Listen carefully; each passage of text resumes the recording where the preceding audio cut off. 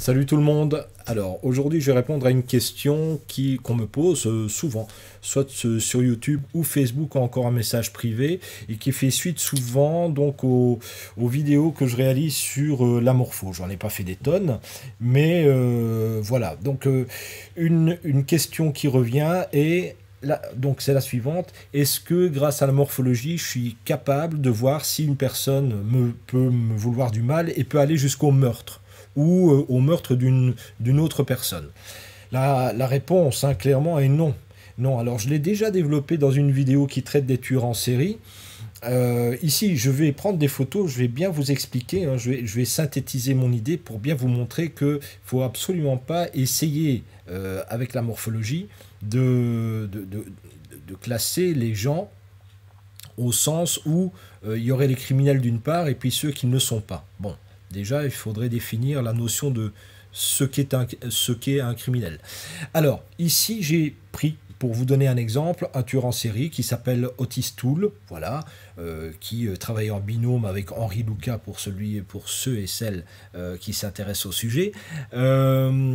Très très vite, quand vous voyez ce type de visage, oui, voilà, ça peut faire peur à certaines personnes, et donc on vous dirait bien, bah oui, il a la tête de l'emploi, c'est un peu normal que ce soit un tueur. Non, non.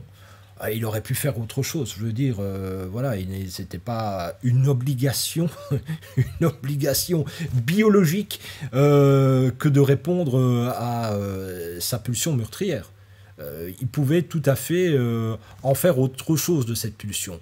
Mais il se trouve que il est vrai que quand on regarde ce type de visage, bah, c'est un visage un peu cabossé, etc., etc. Et donc très très vite, bah, on vous dira, bah oui, mais regardez un peu sa tête. Voilà, c'est normal qu'une tête pareille soit un assassin. Ok. Bon, d'emblée, je vous le dis, la morphologie, c'est absolument pas ça. Et si c'était ça, pas besoin d'étudier. Enfin, je veux dire, pas besoin de faire de formation.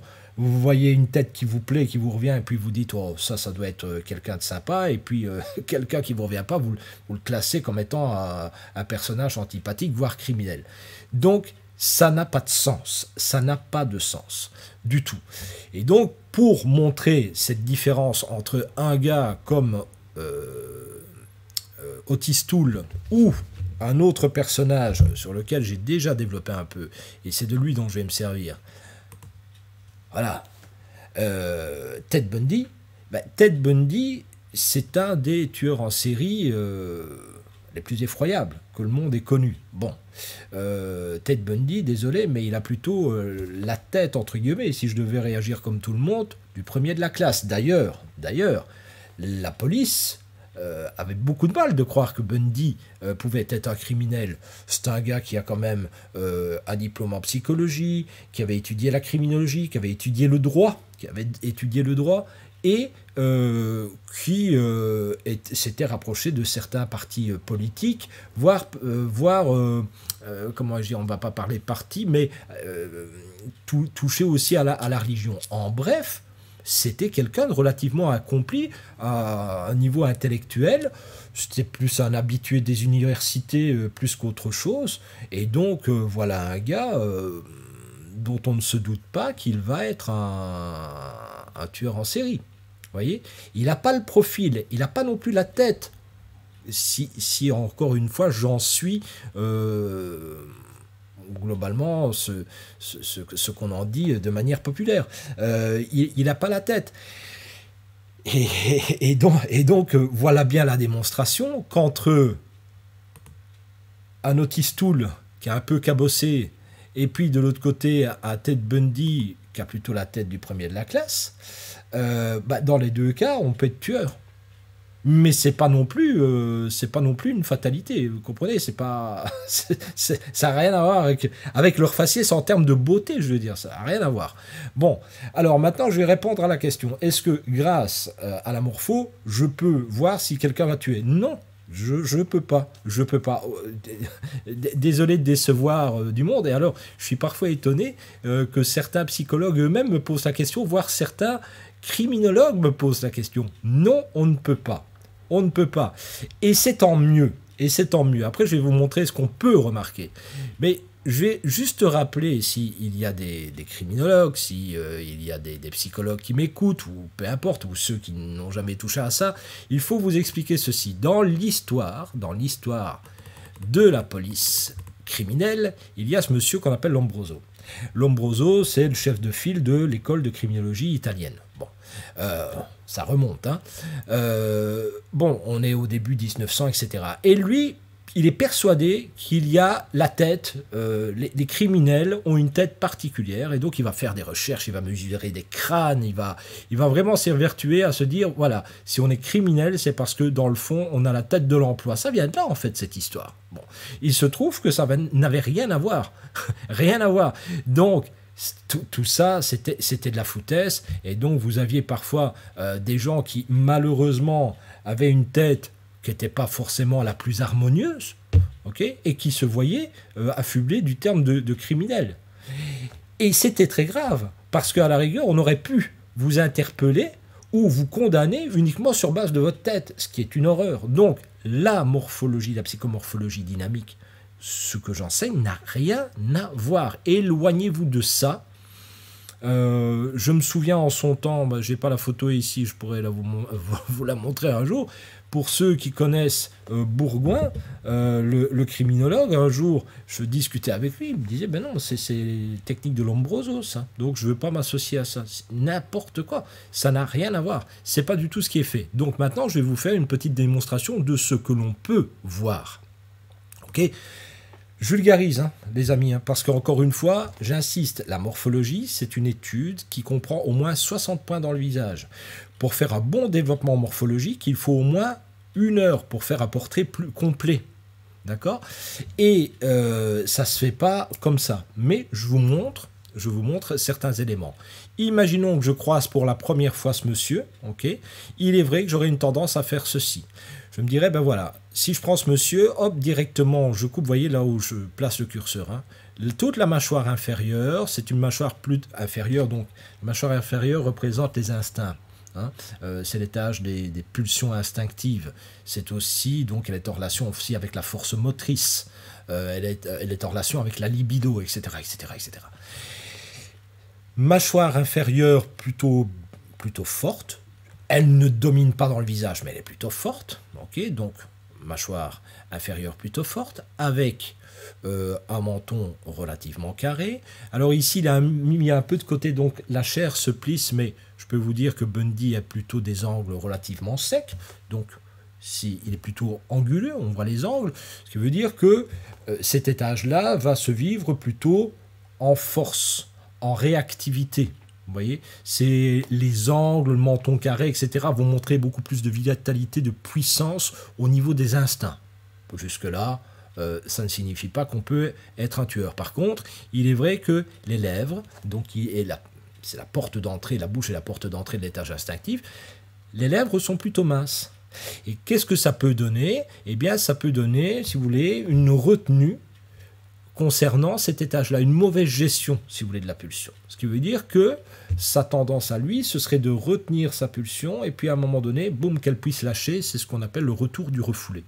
Le retour du refoulé, c'est tout ce que j'ai pu refouler, toutes les pulsions que j'ai pu trouver dégradantes, etc. Je les refoule, et puis tout d'un coup, boum, ça sort. Mais quand ça sort, ça a une tendance à être explosif. Ok, jusque-là, il y en a plein qui ont ça dans leur morphologie et qui ne sont pas des tueurs, hein, je peux vous rassurer. Bon, alors, autre chose, lorsque je prends les tâches affectives, il est vrai que les tâches affectives, ce n'est pas ce qui est le plus dominant chez lui. Il est plutôt en rétraction. Il faut savoir qu'il existe une loi de dilatation et de rétraction dans le visage qui veut que plus un étage est dilaté, plus cet étage va prendre de l'expansion et plus les besoins inconscients vont être forts. Ici, on a plutôt un étage affectif plutôt en rétraction, et on va retrouver chez lui des caractéristiques, par exemple, de dégoût social. Hein. On va retrouver un blocage qui existe, donc là, je vais prendre, c'est la concentration oculaire, les sourcils jointifs, le muscle pyramidal qui est relativement contracté. Cet ensemble peut créer un frein entre l'étage affectif et l'étage cérébrale, c'est-à-dire une forme de blocage, si vous voulez. Donc globalement, quand la personne choisit d'être dans sa tête, elle devient froide. Elle ne fait plus appel à ses affects. Bon, voilà, il y a déjà une notion qui est comme ça. Donc quelqu'un qui peut devenir froid, qui peut se bloquer au niveau cérébral. En termes de cérébralité, on a plutôt un front plutôt haut, relativement rectangulaire. Et donc, qu'est-ce que ça va me donner? Plutôt quelqu'un de technique, mais la hauteur du front va aussi renseigner, et une prédominance des bosses solaires va renseigner quand même sur une tendance 1 narcissique, 2 quand même enclin de la stratégie. Hein. Donc, les yeux concentrés vont me donner quelqu'un de plutôt fort dans le sens du détail, hein, plutôt bon dans l'analyse, donc ça c'est enfoncement, concentration oculaire. Ensuite, on va avoir un front plutôt de type rectangulaire qui va donner de la technicité. La hauteur va nous donner plutôt une capacité de faire appel à son imagination et voir développer des stratégies. Et on a une présence de bosse solaire qui va indiquer le narcissisme secondaire. Là-dessus, on va ajouter un point qui serait celui-ci. Le front est plutôt droit, plutôt redressé, ce qui veut dire que ça me donne un côté plus calculateur, en fait. Et par contre, il y a, si vous voulez, un langage un peu antinomique entre l'oreille qui, elle, est inclinée et le front, lui, qui est droit. Alors, il faut savoir que logiquement, si on a un front droit, l'oreille devrait être droite. Je passe, mais l'oreille, c'est un peu le pré-programme qu'on a à la naissance. Et ici, il y a un conflit entre les deux. En bref, c'est un indice de névrose, si vous voulez, de tiraillement entre les forces conscientes et inconscientes. Ici, on aurait plutôt un esprit de synthèse et qui est rapide, alors que là, on aurait une tendance à freiner et à bloquer, à prendre plein de paramètres en compte. Qu'est-ce que ça peut me donner? Quelqu'un qui a envie, en fait, de succomber à son impulsion, mais qui tout d'un coup freine. On a exactement la même configuration, mais sous une autre forme, avec la bouche. Vous voyez, la pulsion a envie de s'exprimer, mais ça freine. Donc on a deux mouvements comme ça dans le visage qui montrent bien qu'il peut y avoir des blocages et puis tout d'un coup, boum, une explosion. Au niveau de l'oreille, je vois qu'en effet, au niveau de l'oreille, donc le pré-programme, on a un lobe d'oreille qui est plutôt anguleux. Vous voyez, ce sont des angles, plutôt un signe d'agressivité, de violence qui est déjà là. Le lobe d'oreille est en relation en fait avec les instincts. Vous voyez.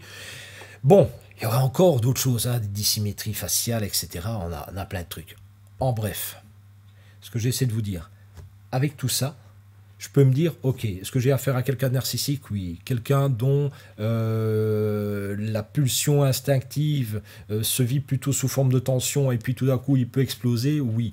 Même chose, sa capacité à aller vite et à faire de la synthèse peut bloquer hein, face à aussi un esprit de réflexion, un esprit qui va prendre en compte plein de paramètres et ça peut lui créer de l'inconfort, une forme de tiraillement. Donc même chose, ça peut me donner quelqu'un qui en même temps accélère puis freine brutalement, accélère et freine brutalement. Donc il y a quelque chose qui est saccadé chez lui, vous voyez, qui tout d'un coup on fonce et puis on s'arrête et puis boum, on explose. Vous voyez, ça donne ce genre de choses. Plutôt quelqu'un de très concentré, plutôt quelqu'un qui a le sens du détail, plutôt quelqu'un qui est calculateur, plutôt quelqu'un qui a une tendance à la stratégie, quelqu'un qui de manière innée a quand même une forme de violence en lui. Ça, je peux le dire. Mais je serais incapable de vous dire s'il va passer à l'acte. Je peux pas. C'est pas possible. Par contre, on pourrait imaginer les modes opératoires.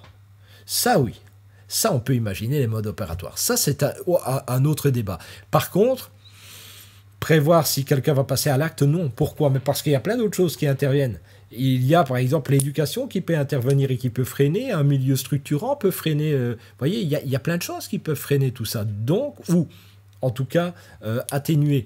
Donc on est incapable de le dire. Par contre, quand on connaît ça, on peut à ce moment-là, si la personne est dans ce style et qu'à un moment donné on puisse s'imaginer qu'il a des griefs vis-à-vis d'une autre personne, on pourrait l'interroger. Comme ça. Et là, on regarde les expressions faciales. Et l'expression faciale n'a plus rien à voir avec la structure morphologique. L'expression faciale, ça fait partie du non-verbal, mais c'est une autre technique qui fonctionne bien en synergie avec la morpho. Voyez. Donc là, on regarde un peu comment il va s'exprimer. Si par exemple, je lui parle de ses instincts, comment il va réagir. moi je sais par exemple qu'en parlant ici, je sais qu'il vit ça en introversion.